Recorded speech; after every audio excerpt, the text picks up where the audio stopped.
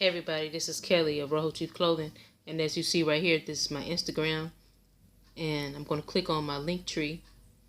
That's going to send you to all of my links: Anchor.fm, the YouTube channel that you already know about, my online clothing store, and my Facebook page, so you can follow me.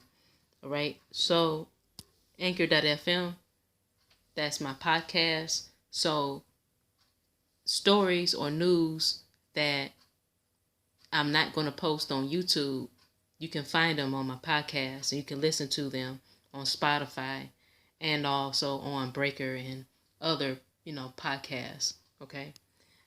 Then, as you may or may not know, this is my online clothing store where you can find fashions on here for men, women, kids, and babies. So, let's get ready for the show. Okay, now, this is a video of some young people that's YouTubers that I happen to watch, and they're friends with Clarence and Queen, which are the two people that's on the right-hand side, the male and female that's on the right, Queen and Clarence. Now, I remember that I had inboxed Queen and told her that, our people are Indians and not African Americans. And I made a whole video about it, sent it to her. And the video, it was the one that was talking about the Lacono Arawak Empire, since her boyfriend and baby daddy is basically Puerto Rican, or part Puerto Rican, which we know the Puerto Rican people descended from the Arawak Indians. So in the middle, you see the young man, Armand, and this is his channel, Armani Lifestyle, and his girlfriend is the girl that's in the red, which is Ray Janae, which is the daughter of Lil Wayne, the rapper. And then their friends is to the left, which is Perfect Laughs, aka Jazz, and her girlfriend Crystal. Now listen closely to the question that they gave Queen when she was talking about nationalities. Herpes, syphilis. Syphilis. Fucking crazy. I had to go crazy.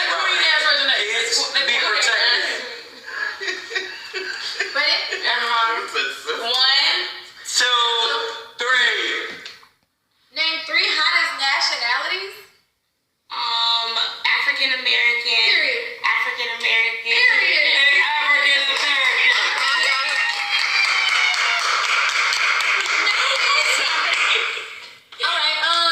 Somebody next. Now, you just saw that.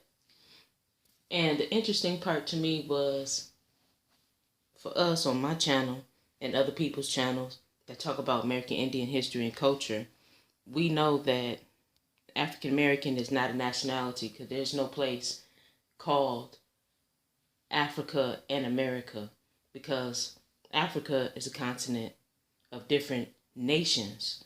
And in order for you to have a nationality, that means that you had to identify with the nation of which your African bloodline came from, if you are a person of African descent. Like, for instance, Moroccan, for Morocco. Since Morocco is a nation, therefore the nationality is Moroccan. Or Ghana, the country Ghana, the nationality would be Ghanaian, which, African Americans, according to the census, their definition is a person of African descent that's specifically from West Africa, whose ancestors were former slaves from the west coast of Africa. That's what an African American is. Now, we know that all of these young folks that's in their mid-20s to late 30s, that they descended from American Indians. And some of them may or may not have African descent, or if they don't have African descent from west coast of Africa, that they have ancestry from Europe. Okay?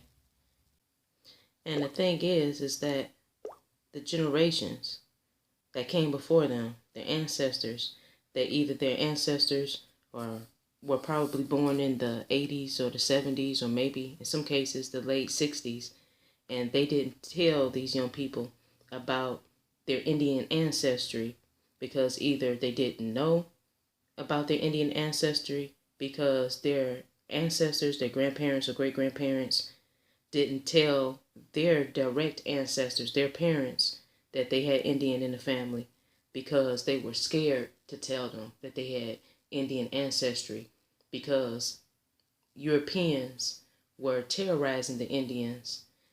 Therefore, a lot of our ancestors didn't want to tell their kids that they were Indian because they were too scared that they was going to get killed, that they was going to get murdered by the Europeans. So instead, they hid and they allowed themselves to be documented as Negroes and coloreds, even though they knew they were Indian. So you have that scenario, and I'm believing that that could be the possible reason why these young people that's in their 20s, why they believe that they're a group of people that they're not. Because 9 times out of 10, their ancestors were people that was called American Negroes and coloreds, and that their ancestry goes back prior to the 1700s, way before they started bringing people from the west coast of Africa over here as slaves. So then that means that they descended from the indigenous blacks, the so-called American Negroes, which we know the American Negroes are the American Indians, and that the American Indians have been reclassified as black, Negro, colored, and ever since the 1980s, African American. And then we know the other reason is that their ancestors may have told them that they have Indian in the family or that they're mixed with Indian, but the information was, clouded or confused because of all the propaganda that was placed out in the 1970s because of the book and the movie Roots, which was based not off of our history, of course, but was really based off of some Irish fictional characters that were made slaves in the United States. And that we know that the man that created the movie Roots, he ended up getting sued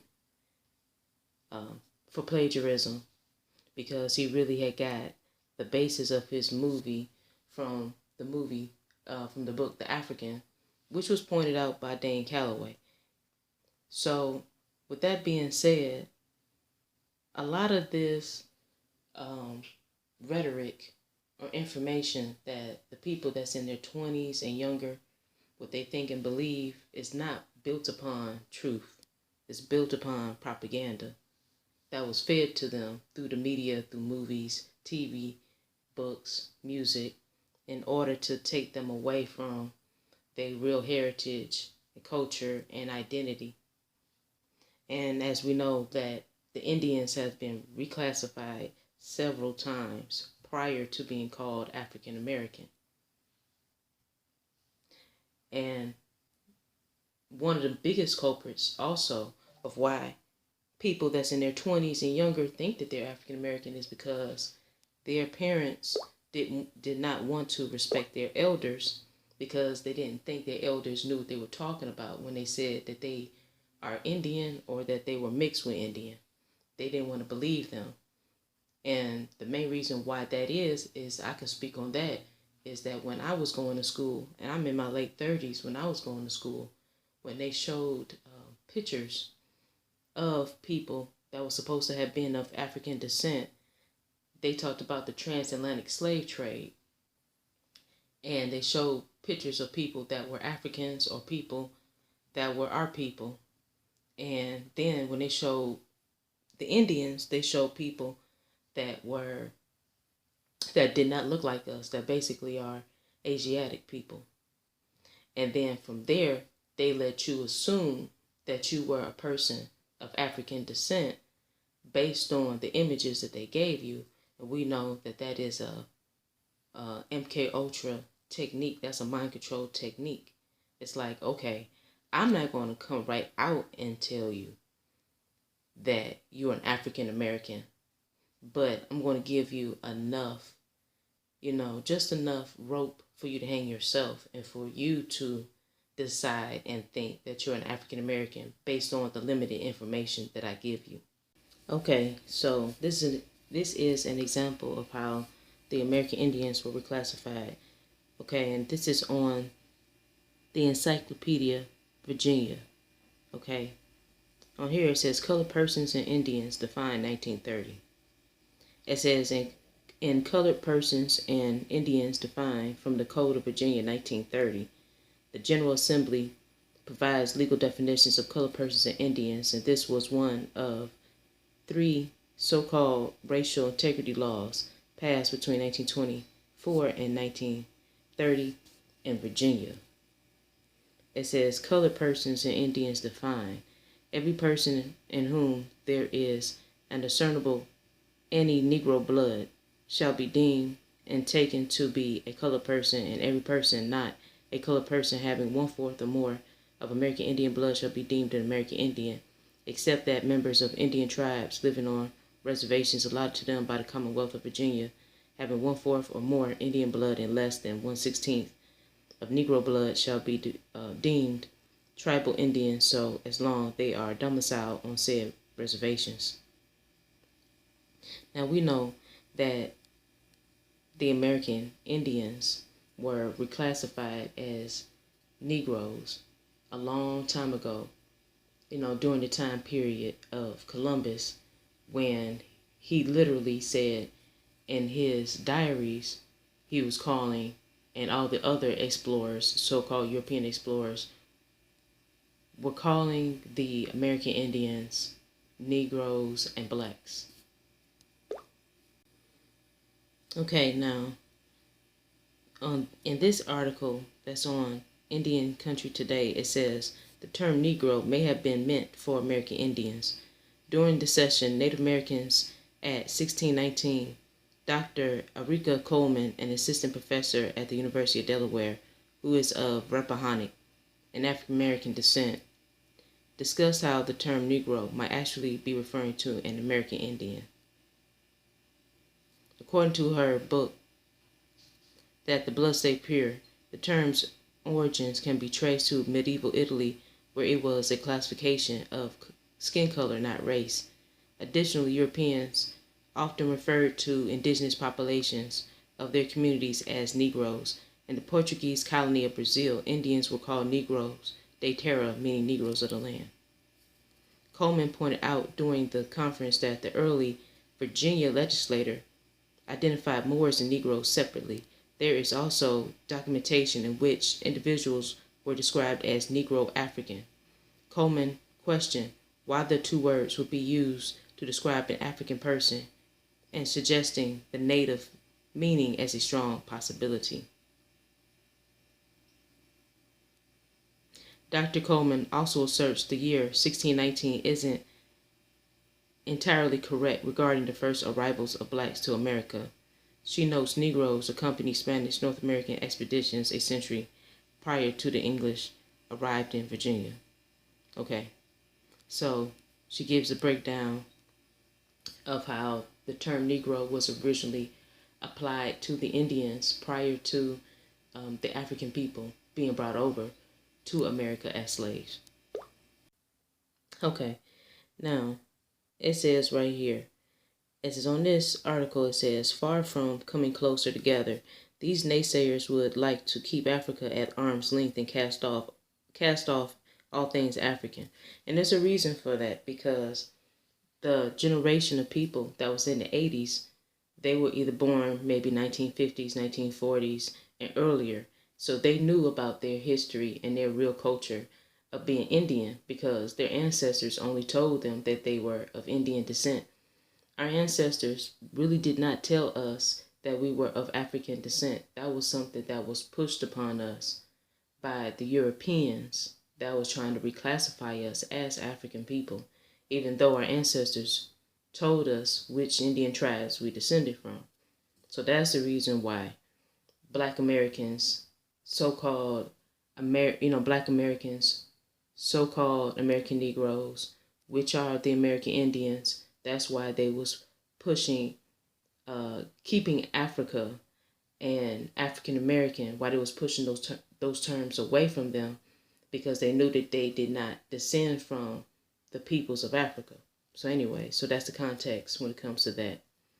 Okay, it says including the name African American, a name Black Americans adopted 24 years ago as the urging of Reverend Jesse Jackson. So he was the main culprit who pushed this crap.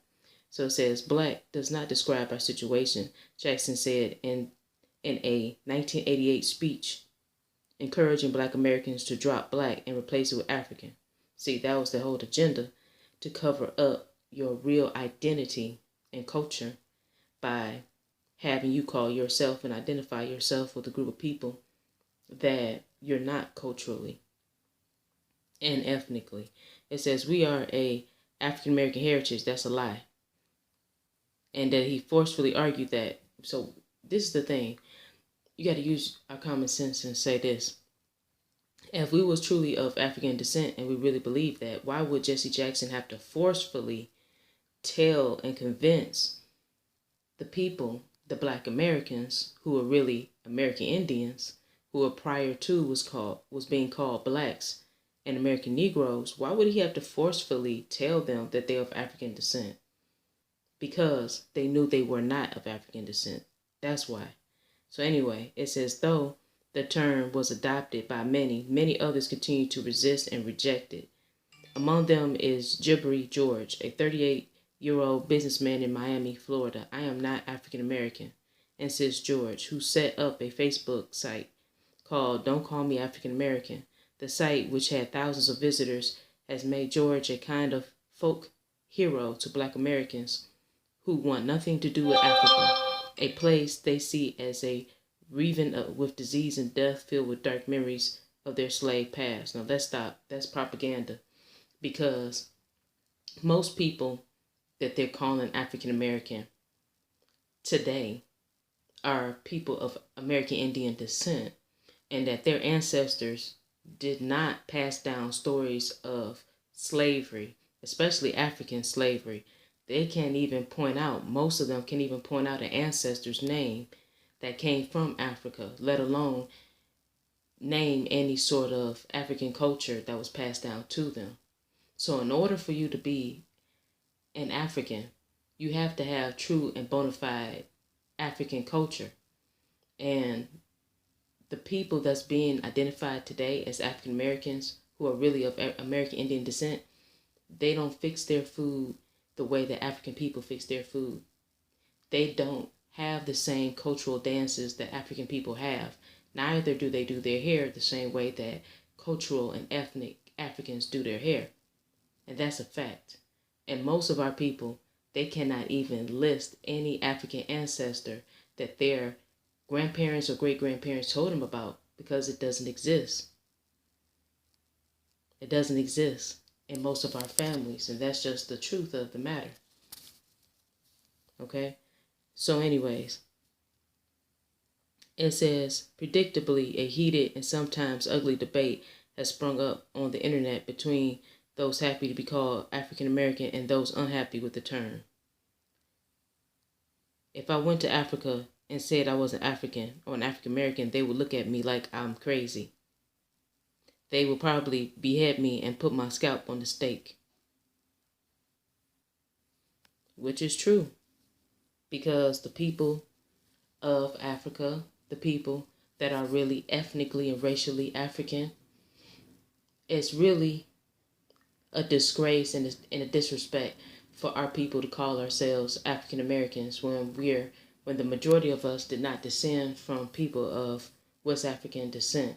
Yes, some American Indians did mix in with people that they did bring over from Africa, but you have to keep in mind that it was never millions of Africans brought over here. It was less than 200,000 African people brought over from the west coast of Africa as slaves. And then on top of that, when they did bring them over here, it was only certain tribes that mixed in with them anyway. And in order for you to know that history, your own personal family history, you have to use genealogy in order to know whether if you're mixed between Africans and American Indians. And you will have to do that by looking up your ancestors' marriage certificates, looking for any slave records from plantations, looking for slave manifest records, things like that. You would have to look for those type of things. And then you would have to see which Indian tribes you descended from, and to know whether if those tribes, if they mixed in with African people. Now, in this video that was published by I Love Ancestry, it says Hemok Shulops NAAIP is a fraud. FANA, which stands for the Federation of Aboriginal Nations of America, warns people and organizations in Indian country. Okay. Now, this young man that's to the left, his name, he goes by the name of Two Hawks, but his tribal name is Nisu. And he's from the Nahagassett tribe. And Pumham Satan of the Meshipag Narragansett tribe, which is also one of the chartering members of the Federation. Chief Nikat Amatsupar. I am the Chief Development Officer for FANA and also Chief of the Amatsupar Kitsikiai. I'm Running Deer, and I'm on the Royal Council of Seven for the Pokanoket tribe, Pokanoket Nation. So, in respect to what is FANA, I think it would make sense to give a kind of crash course in terms of what is FANA and what it does, to then understand anything else coming from FANA. So whoever would like to take that? So what FANA is, it's a tribally trust-chartered institution, which is a confederation of American Aboriginal tribes and nations that have been able to document their existence prior to U.S. colonization on their soils. FANA consists of about 7,000 tribal members up and down the East Coast and into Puerto Rico. And the chartering members, of course, are the Pokanoket Nation, of which the Sagamore and the Superior Chief here is the chief of that nation, the Meshipag Narragansett tribe, and the Sandhill Band of Lenape and Cherokee Indians out of New York, New Jersey, and Pennsylvania.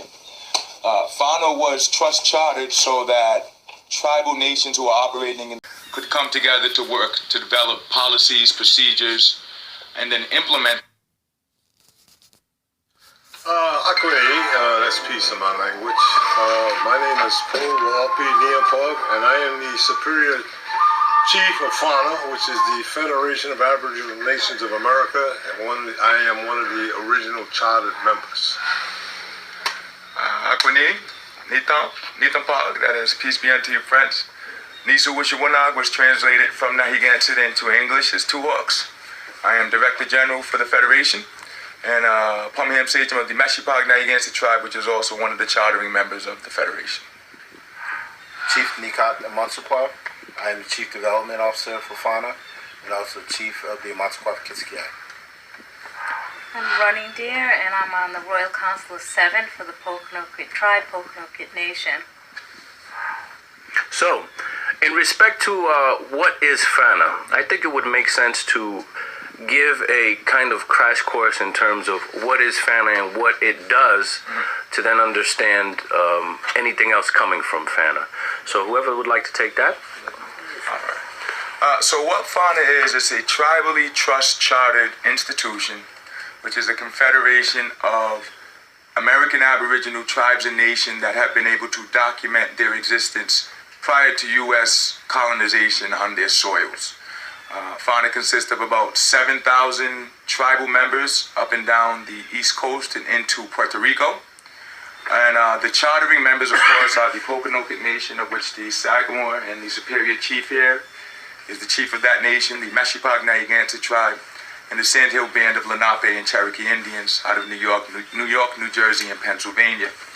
FANA was trust chartered so that tribal nations who are operating in the capacity that we all are, which is through tribal trust charter established according to International Hague Trust Treaty standards, could come together to work to develop policies, procedures, and then implement them that would be beneficial for our people. One of the main issues is that most times the only way that nations are able to gain any sort of recognition or acknowledgement is through a federal recognition process. But in the process of doing that, to simplify it all, what happens is the federal government creates a tribal trust and then inserts the U.S. Congress as the caretakers of the trust. So that's why you often hear of federal trust lands. FANA has elected to not go that route because we don't feel that given our heritage and our bloodlines, we should be in any sort of recognition with any colonial entity. We were here before the U.S. got here. Why would we put ourselves into a position of subjugation underneath them now?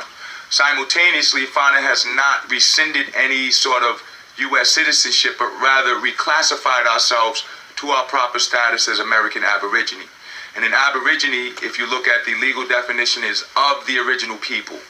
A lot of people looking at it just with normal terminology would think that it means not normal. But of course, we know legal terminology and common language terminology are often conflicting. So when you look at the legal terminology, Aborigine means of the original people. So we are American Aborigine of the original people of these lands called America.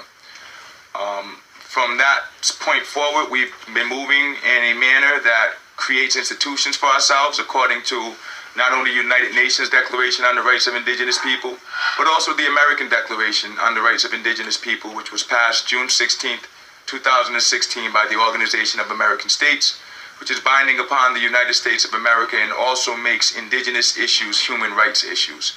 And that's really what this is all about, making sure that we're operating in our proper capacity, making sure that we are negotiating and working with local law enforcement agencies to inform them of who we are and who our people are, and also creating a better future for our tribal members and citizens, because the federal recognition process has excluded most of us from that, and we don't feel like we should have to be proving ourselves to a colonial entity when we were here first and our bloodlines speak for themselves. How does that sound, Chief? I think you've done an excellent job explaining who FANA is. So, in that same line of question, in order to better understand the kind of the environment that FANA is operating in, and also what's going on in politics and in social issues in the country, there's another organization called NAAIP, and I'd like to kind of refer to that because I noticed that on social media there's been a lot of association. The environment that FANA is operating in, and also what's going on in politics and in social issues in the country, there's another organization called NAAIP, and I'd like to kind of refer to that because I noticed that on social media there's been a lot of association and indirect association, and I think it needs to be addressed. So who or what is NAAIP, and how did FANA ever have any connection or dealings with them? Because that's a question that's on the people's minds. Absolutely, yeah. So the NAAIP is the National Association for the Advancement of Indigenous People. It's an institution that was started by an individual by the name of Himak Shilop. Originally, I found out about NAAIP in 2014 via Facebook, very active on Facebook, and saw this gentleman talking about issues of misclassification for dark-skinned Aborigine. As we looked more into his background and what he was talking about, the legal edicts and principles that he was talking about definitely met up to research standards. He was speaking specifically about the Racial Integrity Act of 1924 and how it had misclassified a lot of Indians to the classification of colored. And this resonated with me in particular because my fourth great grandfather, Chief Brister Michael of the Narragansett Indian tribe, was chief of the tribe in 1881 when the state of Rhode Island illegally detribalized them. And my grandmother, rest in peace, before she passed, had done a lot of research on our historical lineage. And she was able to come across a copy of his death certificate, and lo and behold, on the death certificate, he was listed as colored. So if they can do that to the chief of a tribe who's documented by the state in the 1881 Commission's report on the Indian affairs, they can do that to any tribal member. So when he was speaking of these things, he was also speaking of the United Nations Declaration on the right to self-determination. All of these elements were adding up. So I ended up reaching out to the gentleman on Facebook, and I said to him, hey, look, don't know too much about you, don't know too much about your institution, but you're saying that you can help. This is who my people are. And of course, once again, pre-colonial, if I could share the Sagamore and the Superior Chief's lineage, he is the 10th generation grandson of the Massasoit Osamequin. Massasoit means great leader. Osamequin means yellow feather, of the Pokanoket tribe, of the Pokanoket nation. You would know the Massasoit from being the chief that greeted the pilgrims and saved them, being the chief that had the first Thanksgiving with the pilgrims, being the chief that ultimately signed the first treaty with the English. And then also, he's the 9th generation great-grandson of Poe Metacom, who's more commonly referred to as King Philip, who was the chief that started the King Philip's War. And then he's also the 6th generation great-grandson of Simeon Simons, who was George Washington's hand-picked body. Please drop me a like if you like the information that I shared with you this evening. And please subscribe to my channel and hit the notification bell so that you will not miss a new upload. Thank you.